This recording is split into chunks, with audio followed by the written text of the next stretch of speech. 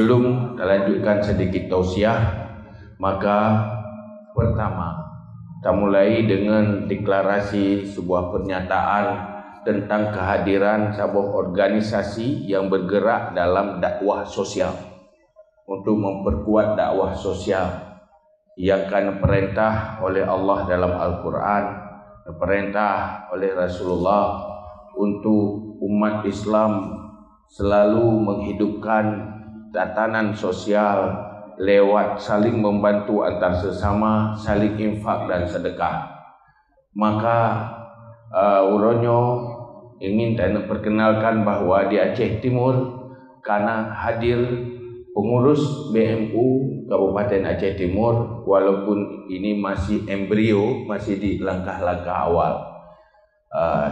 Yangnya sendiri Uronyo adalah dai-dai sosial, penggerak-penggerak sunnah infak wasadakah untuk saling peduli antar sesama.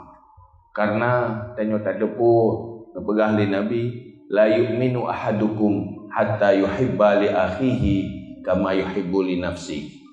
Ana meiman tiroro kata dia ana sempurna iman seseorang kamu sebelum dia mampu menyayangi dan menyintai saudaranya seperti menyintai diri sendiri.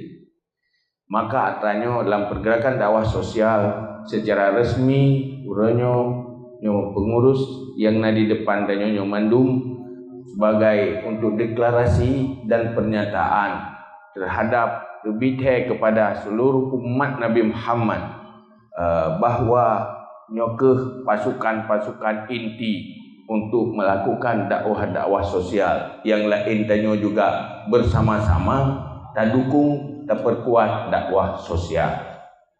Maka dengan ucapan Bismillahirrahmanirrahim bahwa uronyo kamu mandum siap melanjutkan salah satu sunnah Rasulullah, yaitu mendakwahkan sunnah Rasulullah dalam bidang sosial berkaitan dengan infak wassadaqah. Maka Uronyo akan diresmikan Uronyo sebagai pengurus resmi BMU Kabupaten Aceh Timur. Dan Uronyo kali terbangun dalam setahun 25 buah rumah duafa di seluruh menyebar di beberapa kabupaten demi